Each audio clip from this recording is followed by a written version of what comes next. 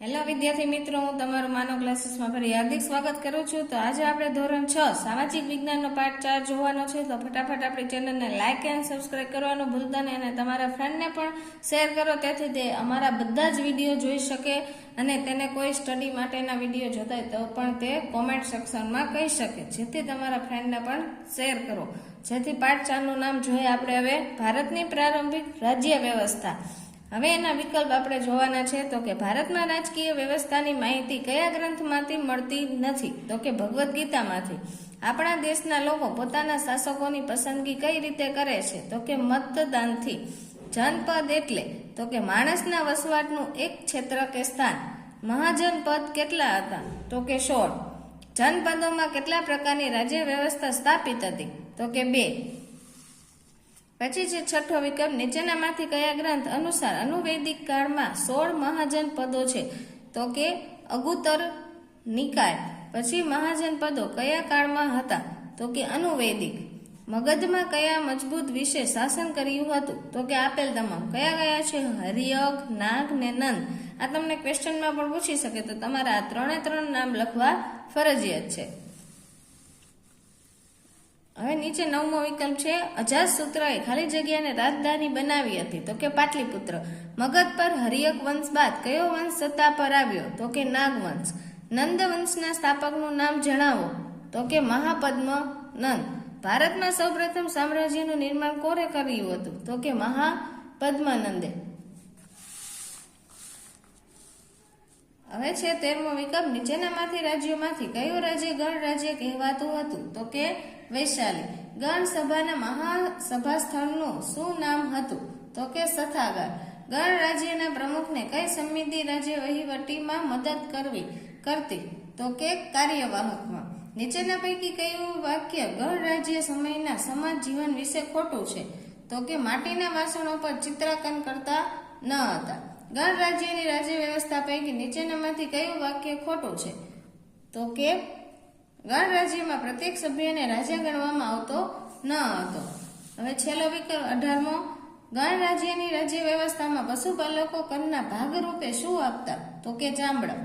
હવે એના પાઠની ખાલી જગ્યા નીચે આપેલી છે। તો કે ઋગ્વેદ કાલીન વૈદિક કાળમાં રાજ્ય વ્યવસ્થાનું સ્વરૂપ ખાલી જગ્યા શાસન વ્યવસ્થા જેવું હતું। કબીલાઈ। ગોરખપુર આસપાસનો પ્રદેશ ખાલી જગ્યા મહાજનપદનો સીમા વિસ્તાર હતો? તો કે મલ। અંગુત્તર નિકાય ગ્રંથ ખાલી જગ્યા ભાષામાં લખાયેલો છે કે તો પાલી ભાષા।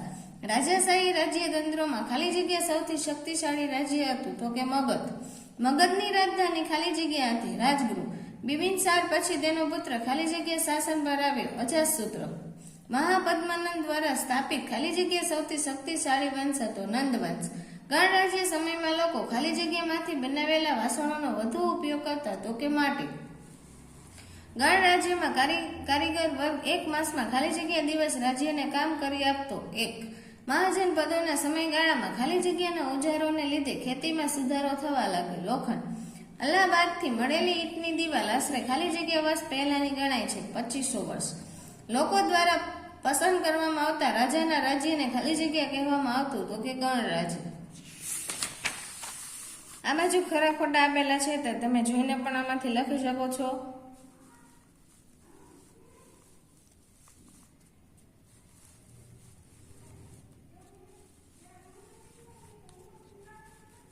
હવે નીચે એના પ્રશ્ન જવાબ આપેલા છે 1-2 વાક્યના। પહેલો પ્રશ્ન છે, વૈદિક કાળમાં કઈ કઈ રાજકીય સંસ્થાઓ અસ્તિત્વમાં હતી?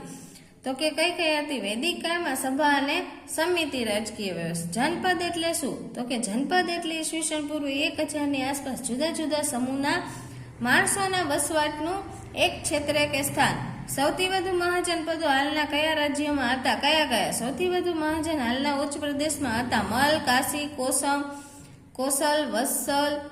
વત્સ, પછી પાંચાલ, સુરસેન વગેરે। ગણ રાજ્યની સભામાં કેવા પ્રશ્નો પર ચર્ચા થતી? તો કે વહીવટી, સંરક્ષણ, યુદ્ધ અને સંધિ જેવા મહત્વના પ્રશ્નો પર ચર્ચા થતી અને નિર્ણય લેવાતા। ગણ રાજ્યના લોકો કયા કયા પાકો પકવતા? ઘઉં, ચોખા, જવ, શેરડી, તલ, સરસવ, કઠોળ વગેરે પાકો પકવતા હતા। ચલો, આ 5 પ્રશ્ન અહીંયા પૂરા થાય છે। હવે આપણે આગળ છઠ્ઠો પ્રશ્નમાં જોવાનો છે નાનો। ગણ રાજ્યમાં વેપારીઓ શેના પર કર ભરતા? તો કે ખરીદ વેચાણ પર. અલ્હાબાદના કિલ્લાની દિવાલ શાની બનેલી છે? તો કે ઈંટોની.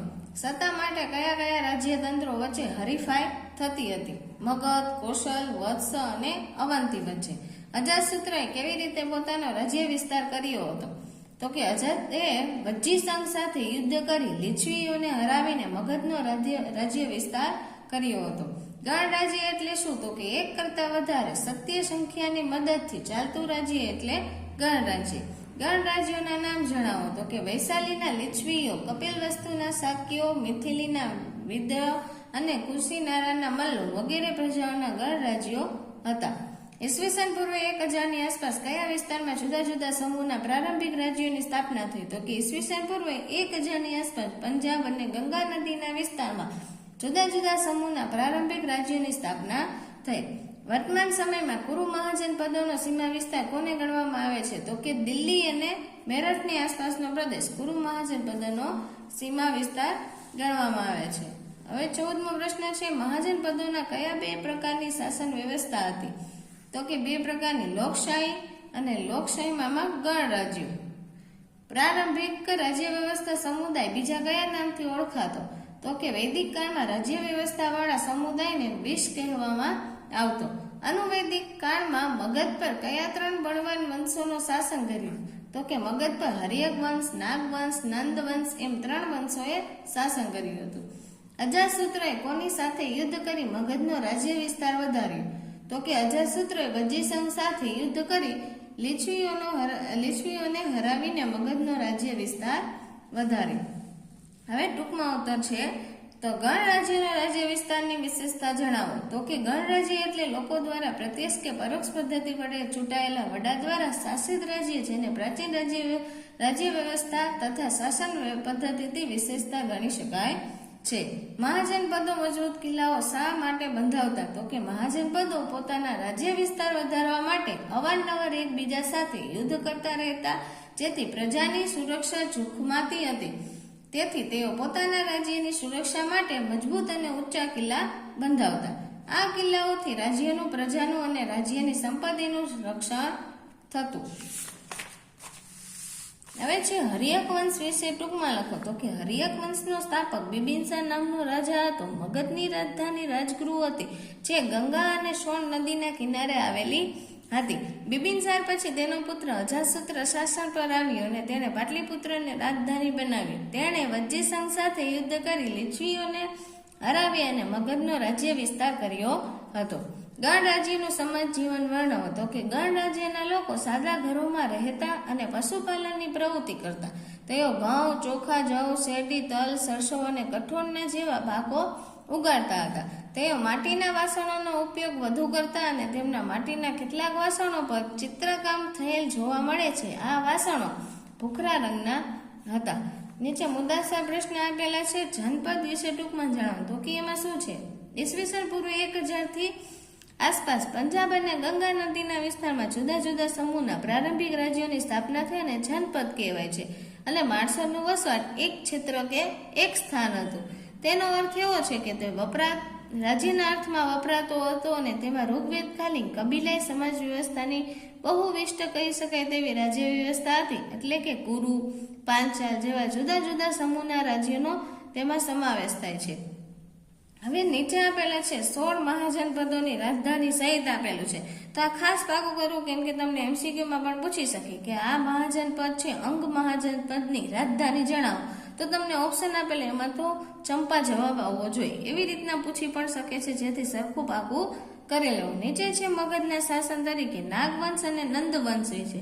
તો નાગવંશ અને નંદવંશ એ બંનેને એક એક માર્કમાં પણ તમને પૂછી શકે. એમ કે નાગવંશ વિશે જણાવો તો તમારે એના વિશે જ જણાવવાનું, નંદવંશ વિશે નહીં. એટલે ખાસ કરીને બંને વસ્તુ બાકી કરી લેવી.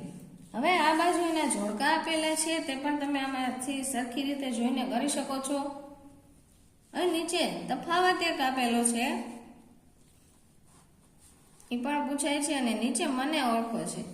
તો ચાલો આ વિડીયોને આપણે અહીંયા વિરામ આપશું. તો જો ફટાફટ અને આ અમારી ચેનલને શેર કરો, જેથી બધા પણ આ બધા વિડીયો જોઈ શકે. અને સબસ્ક્રાઈબ ને લાઈક કરવાનું પણ ભૂલતા નહીં તમે પણ.